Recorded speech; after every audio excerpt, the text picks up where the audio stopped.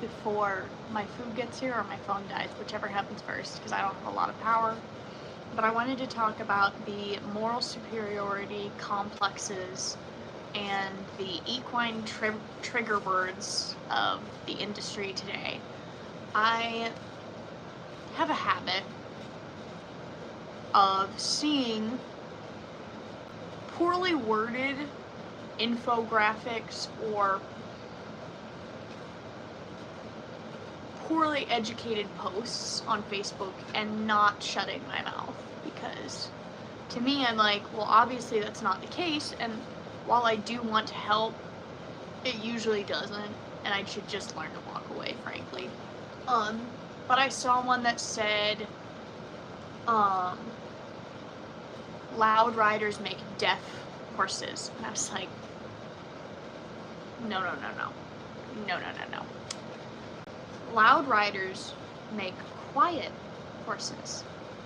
And I am a living testimony of that, because like we even joked about that tonight at my lesson while I was teaching. I was like, all of my horses don't really care about a lot because they don't know what I'm gonna do. They've seen too much to care about the random of the world. And so I of course wrote, that's actually not true. Loud riders make quiet horses because then they're not bothered by much. Did you like your cottage cheese? Your cottage cheese. Food might be knocking in a second. Thanks. Stop. You have countless toys. Don't bite me.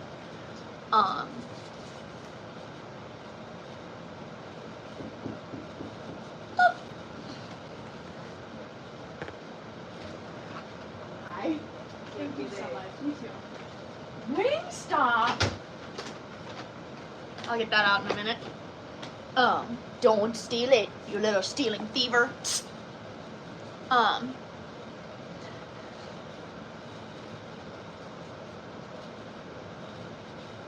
Wow, can you not speak proper English? Wow.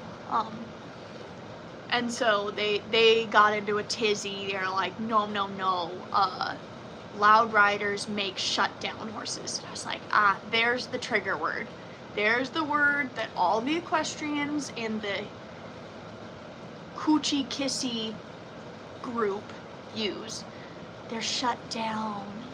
They're flooded. They're, abused because, heaven forbid, they have to deal with a stimulus. And so she's like, no, that makes a shutdown worse. And I commented and I said, please define exactly with precision what shutdown means for horses, and bearing in mind that no one has succeeded at this. I have argued this point with a lot of people, and to this day no one has given me a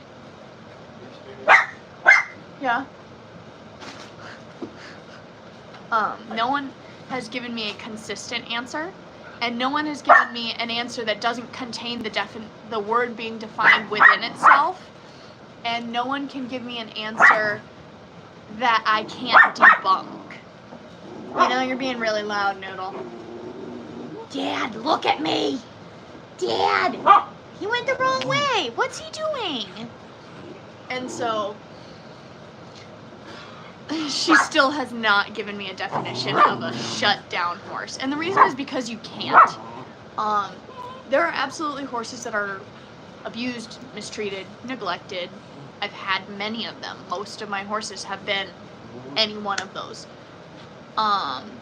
Hey baby, hi. Well, the question I asked was, give me an exact definition of what shutdown means without using the words shutdown in the definition, because that makes the definition worthless, and that I can't prove to you that my horse is not shut down.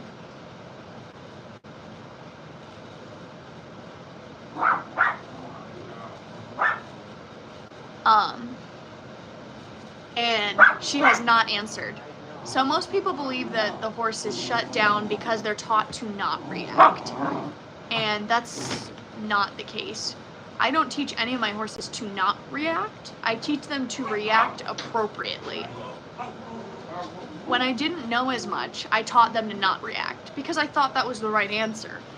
And now, as I've gotten older and done a little more, I've realized it's not about them not reacting, it's about them reacting appropriately.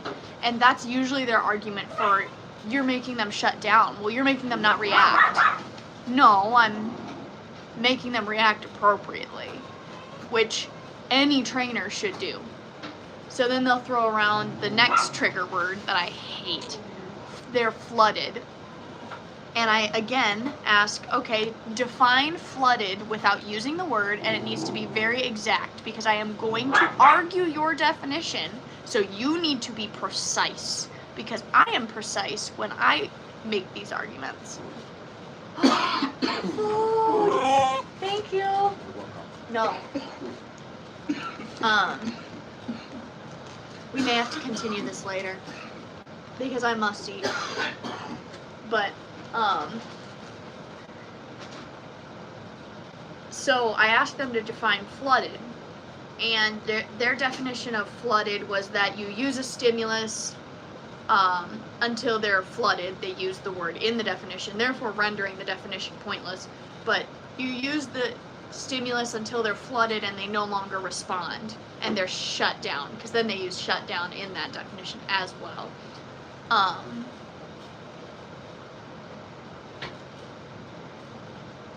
And so I was like, okay, well, your argument is null and void because you used the word you're defining in the definition, which makes the definition void. You cannot define something with the word you're defining. And I said, again, because it's kind of the same argument. For the same people that say the horse is shut down, say they're flooded. And again, it's not about making the horse not react, it's about making the horse react appropriately. Do I add the stimulus until they react appropriately? Yes. That doesn't mean until they don't react. I had another one, and I can't remember it. And also the food smells really good. Like, really good. I love Wingstop. I ate that so much when I was in Texas. Thank you for getting food. Hey, leave my shoes. Hussy. I'm trying, oh, another one that drives me up a wall. They'll say, I ride my horses biomechanically correct. Everyone does. Because, let me shorten biomechanically correct down for everybody. It means riding your horse so they use their body correctly. No, free Israel. You got a word wrong. It's okay. We'll forgive it. Free Israel. It was Israel, not Palestine. That is a false religion, a false teaching. Not the point of the video either. So the people who say I ride my horses biomechanically correct are usually very judgmental riders who couldn't ride the green off of an apple, and they're saying that to feel better than somebody. I was saying, I didn't put a leash on you. Why is that leash following you? She has been carrying it around. I'm naked. And so they say, oh, I ride my horses biomechanically correct. And I'm like, we all are attempting to do that. Everyone does it with varying degrees of success. We're all attempting to ride our horses biomechanically correct. It's just most of us don't feel the need to be superior. Most of us are happy with saying, I'm riding my horse to be the best they can be.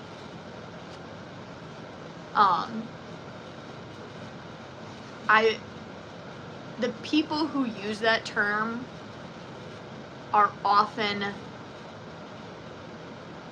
very judgmental people who like to put their fingers in a bunch of pots and judge everybody. the only difference between people who use the term "I ride my horses biomechanically correct" is they know a little bit more about the horse's body.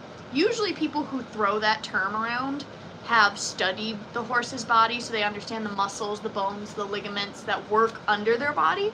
So they are a little bit more educated on it, but generally they're just trying to sling their weight around to feel better than everybody.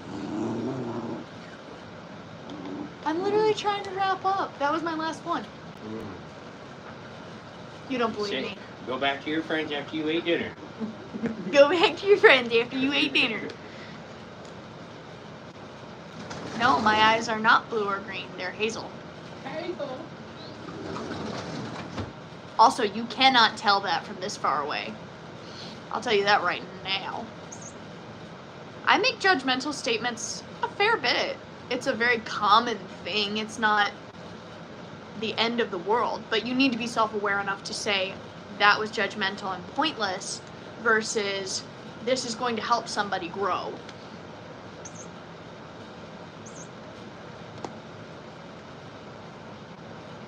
I've gotten that more than once, and I don't know who Winona Ryder is, but I've gotten that more than once.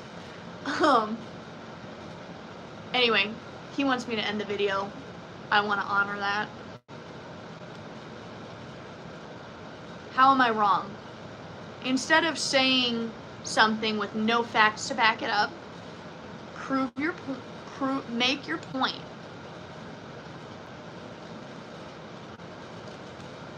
So, if you're gonna say someone's wrong, you need to have the kahunas to back it up and explain why. So, that's what I did with this lady. I was like, look, I'd rather have a horse that's been ridden by a loud rider than a quiet rider, because the quiet riders, their horses are usually ticking time bombs that explode when a bag blows by. I'd rather have the horse that a bomb can go off and they're like, oh, it's another Tuesday. Alright. But that's just me. I don't like riding time bombs. I like riding horses. But anyway, that whole Facebook interaction kind of prompted this video because I was like, there's a lot to unpack here. Most of these people who throw these fancy terms around are just people who want to feel better than everybody. And it's really sad, honestly. It's really sad that they just have to go to fancy terminology to feel better instead of being better. Biomechanically correct is just riding your horse right. It doesn't make you better. Now, if you have more knowledge, that's awesome. But riding your horse biomechanically correct, that's what everybody's trying to do, buddy. You don't get a participation trophy. We're all doing our best to improve our horses, and the way you improve your horse is by riding them and working them correctly. So you don't get a participation trophy for doing what everybody else is. You can get a trophy for being more knowledgeable if you know more about the body. That's awesome, and you should share that knowledge without judgment. Flooding is not real. Flooding horses is propaganda pushed by handholders who probably have Cookie Monster horses who can't do half the things that most horses can. And what's the other one we did? Oh, shutdown. Shutdown's not real either. I mean, there are shut down horses, aka traumatized horses. Again, they're just coming up with new fancy words to say the same dang thing, but cuter, better, more superior. That is horses nowadays. Horses are not shut down because they are ridden by people who are loud. They are used to stimulus. Those are some of the equine superiority complexes and careless terminology that is prevalent in the equine industry these days.